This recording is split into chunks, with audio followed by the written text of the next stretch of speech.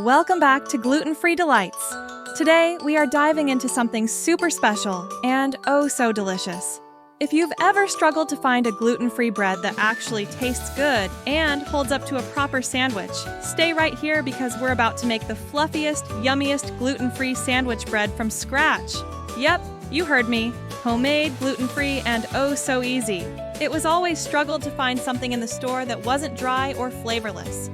As it turned out, the little effort it takes to make this gluten-free loaf is so worth it. The recipe is on the screen now.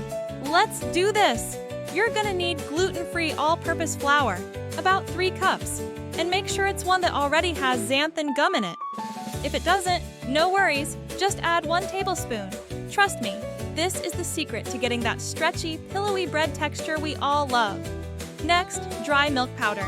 It adds richness and helps with browning, but if you're dairy-free, feel free to swap it for potato flour. We'll throw in a little sugar for sweetness, some salt to bring out the flavor, and instant yeast for that gorgeous rise. If you don't have instant yeast, active dry yeast will work too, but you'll need to let it proof first. I'll walk you through it if that's your vibe. Okay, on to the wet ingredients. Warm water. Think baby's bathwater warm? About 110 degrees Fahrenheit. And eggs. Yes, eggs are the magical binders here, helping to create structure. We'll also add some oil for moisture.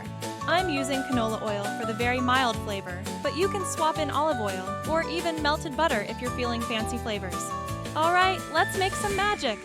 Grab a large mixing bowl, and we're gonna whisk together our dry ingredients first. The flour, milk powder, sugar, salt, and yeast. Combine them well so every little bit gets evenly distributed. Next, in another bowl, mix together your warm water, eggs, and oil.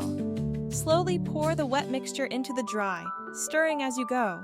It'll come together into a thick, sticky dough. Don't worry, that's exactly what we want. Now, here's a pro tip.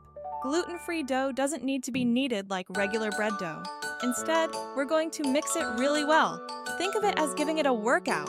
You can do this with a sturdy spoon or a stand mixer fitted with a paddle attachment.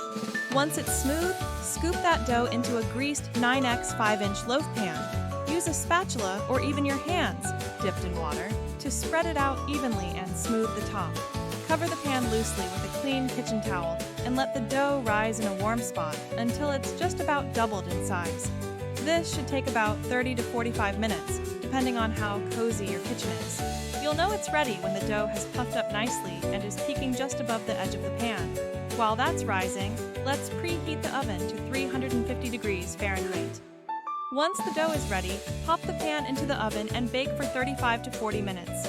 Your kitchen is going to smell absolutely amazing, like a bakery, but resist the urge to keep opening the oven door. Trust the process. When the loaf is golden brown and sounds hollow when tapped, it's done. Pull it out of the oven and let it cool in the pan for about 5 minutes, then transfer it to a wire rack to cool completely. I know, waiting is the hardest part, but slicing into it too soon can make it gummy, so patience is key. And there you have it, the most perfect gluten-free sandwich bread.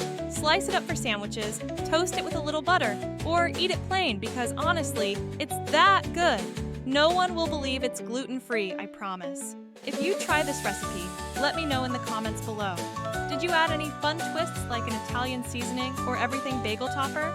Don't forget to like, subscribe, and hit that notification bell so you never miss a delicious moment from Gluten-Free Delights.